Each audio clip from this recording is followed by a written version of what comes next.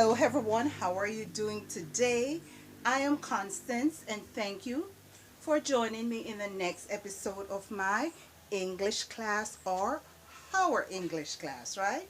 Because it is benefiting all of us.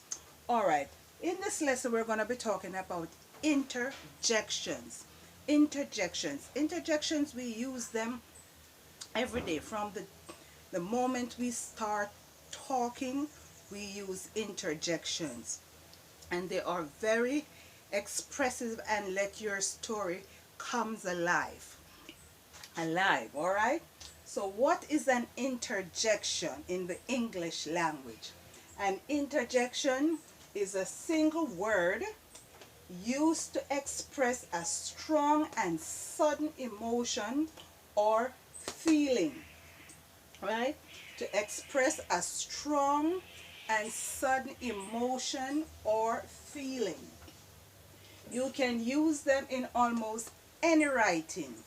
You can use them in almost any writing, except for formal writing. So if you're writing a business letter or a resume, you will not use an interjection, right? You will not use an interjection.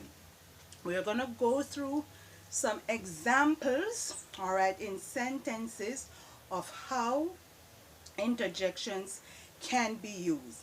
You can use them at the front of the sentence. You can use them in the middle of the sentence, and you also can use them at the end of the sentence. But most often they are used at the beginning or the front of the sentence. The beginning or the front of the sentence. Now let's look at example number 1. I lost my ring. Ha! Again. I lost my ring. Ha! Again. Alright? So you see how you stress ha and again. So in this case it is almost in the middle of the sentence. It's almost in the middle of the sentence. Now let's look at number 2. Shoot! We have to go back to the store tomorrow. Shoot! We have to go back to the store tomorrow. So shoot here is the interjection. Shoot is the interjection. So let me underline the interjections that we have in these sentences. All right? Well, that's the next one. Well, he didn't see that coming. Well, he didn't see that coming. With interjection also we use, what is this again? Exclamation points. All right, we use exclamation points. All right, but you can also use a full stop. You can also use a full stop because the way you express the sentence can also determine the emotions that you're feeling. I don't know why I'm forgetting the exclamation these last days.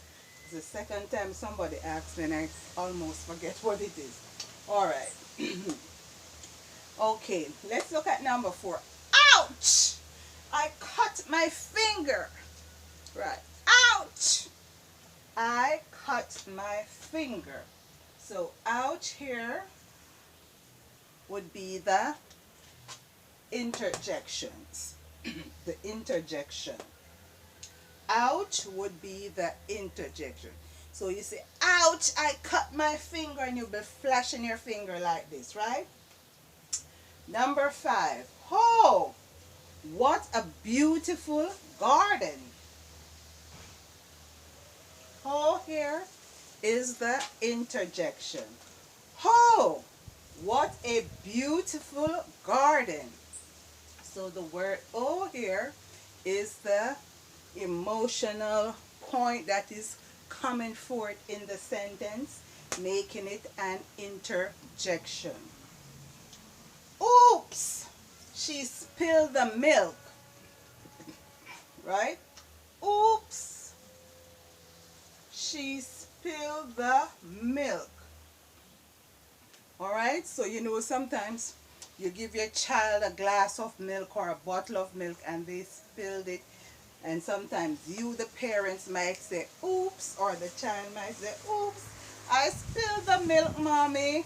All right, so oops, she spilled the milk. So oops here is called the interjection. This is the one that many English speakers use quite often.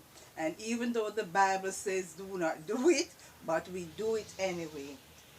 Jesus! Did you see that? He ran over the dog.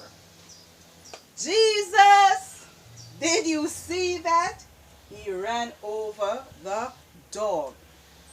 So you can see the fright, right? Or some people say, Jesus, I bumped my toe. All right, so that's a next interjection that we use quite often. The Bible would say, don't call the Lord thy God name in vain. But it is, in this case, it's not really in vain, right? You're feeling something or something excites you. So you use the word, you call out the name Jesus. Right? Number 8, G. G, I think that is lovely. So you might see a bouquet of flowers and you say, G, I think that is lovely. Right? So G here would be the interjection. Let me try and underline it properly. G here would be the interjection. And next interjection here is at number 9. At last, our exams are over and done with. Hooray!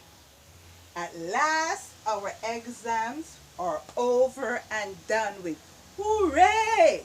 All right, so hooray here would be the interjection. The word hooray would be the interjection.